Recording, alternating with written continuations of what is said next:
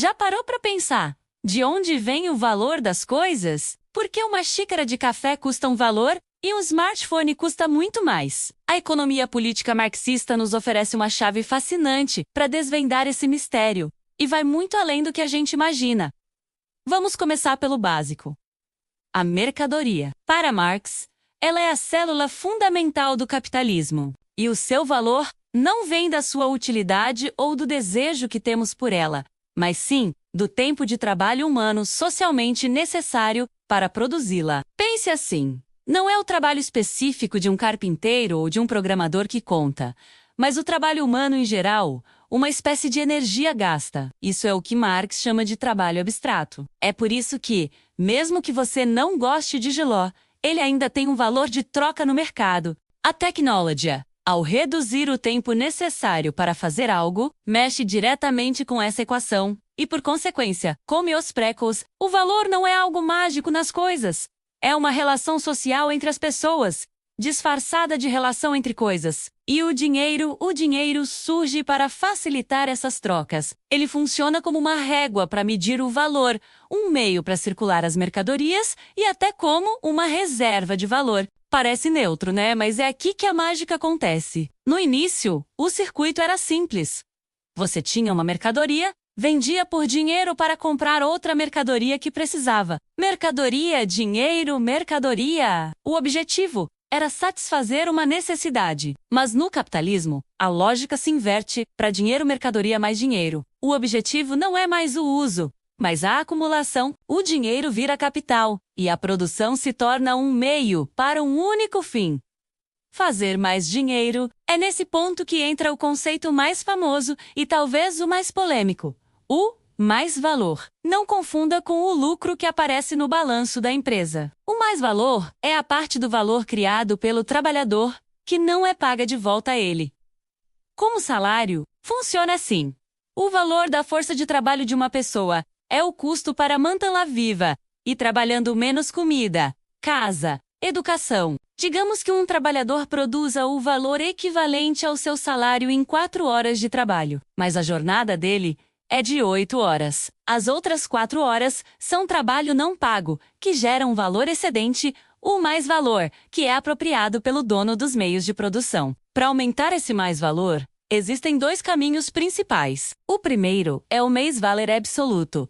Simplesmente aumentar a jornada de trabalho, intensificar o ritmo, diminuir as pausas. O segundo é o mais-valor relativo. Usar a tecnologia e uma melhor organização para aumentar a produtividade. Assim, o trabalhador produz o equivalente ao seu salário em menos tempo, e a fatia de trabalho não pago aumenta. Percebe como a tecnologia e a gestão não são neutras?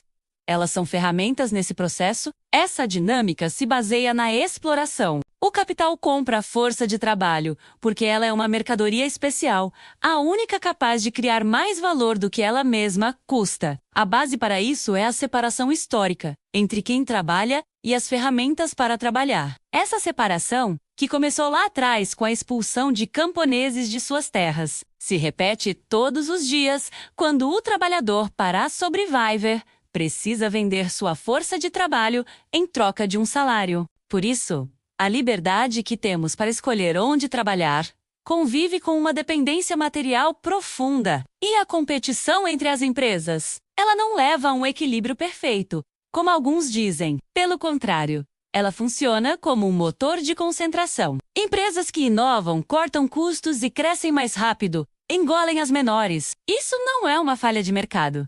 É uma tendência do sistema, que leva à formação de monopólios e oligopólios. Hoje, vemos isso claramente com as gigantes da tecnologia, que controlam plataformas digitais, ditam regras e concentram um poder imenso, precarizando o trabalho em suas periferias. Mas e os juros? O aluguel? O lucro do comerciante? De onde eles vêm? Na visão marxista, todas essas formas de rendimento são, no fundo, fatias do mais-valor que foi gerado lá na produção. O dono de um imóvel aluga e ganha uma renda não porque o imóvel trabalhou, mas porque sua propriedade lhe dá o poder de capturar uma parte do valor criado na sociedade. O banqueiro empresta dinheiro e recebe juros, participando da partilha do bolo. O comércio organiza a circulação, mas também fica com uma parte. É tudo uma divisão do valor excedente criado pelo trabalho. Essa lógica de acumulação sem fim também explica por que o capitalismo vive em crises. A competição força as empresas a investir e produzir cada vez mais,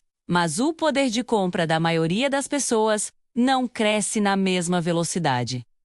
O resultado? Uma hora, a produção é maior que a capacidade de consumo. Estoques encalham, investimentos param, empresas quebram e o desemprego aumenta. Essas crises não são acidentes, são momentos de reset do sistema, que levam a mais concentração de capital e a uma nova rodada de exploração para recuperar as taxas de lucro. Essa dinâmica também se tornou global. O capital se move pelo mundo em busca dos menores salários e das leis ambientais e trabalhistas mais frouxas. As cadeias globais de produção fatiam o processo produtivo em vários países. O seu celular, por exemplo, teve peças feitas em um lugar, foi montado em outro e desenhado em um terceiro, tudo para maximizar o mais valor. Isso cria uma competição entre os países para ver quem oferece as melhores vantagens para o capital, muitas vezes à custa do bem-estar da sua própria população e do meio ambiente. E por falar em meio ambiente, a crítica marxista também nos alerta para a relação predatória do capitalismo com a natureza. Na busca incessante por lucro, o capital transforma ecossistemas em matéria-prima barata, ignorando os ciclos naturais. Essa ruptura metabólica, como diz Marx, gera desequilíbrios que voltam para nós na forma de mudanças climáticas, perda de biodiversidade e crises sanitárias. E claro, os mais atingidos são sempre os mais pobres e vulneráveis. Uma economia que realmente sirva as pessoas precisaria respeitar os limites do planeta. Para concluir, a economia política marxista não é só uma denúncia. Ela é uma caixa de ferramentas poderosa para entender o funcionamento do nosso mundo. Ela nos mostra como o valor é criado pela exploração do trabalho, como a aparência das coisas esconde as relações sociais por trás delas e como a busca por lucro gera instabilidade e desigualdade. Ao iluminar esses mecanismos, essa teoria nos convida a imaginar e a lutar por uma outra forma de organizar a economia, onde a produção seja planejada para atender às necessidades de todos, o trabalho seja libertador e a riqueza seja distribuída de forma justa, em harmonia com a natureza. É uma crítica que nos dá gramática para transformar a realidade. Obrigado por assistir até aqui. Se você gostou dessa análise e quer entender mais sobre como o mundo funciona, não se esqueça de se inscrever no canal e ativar as notificações. Até a próxima!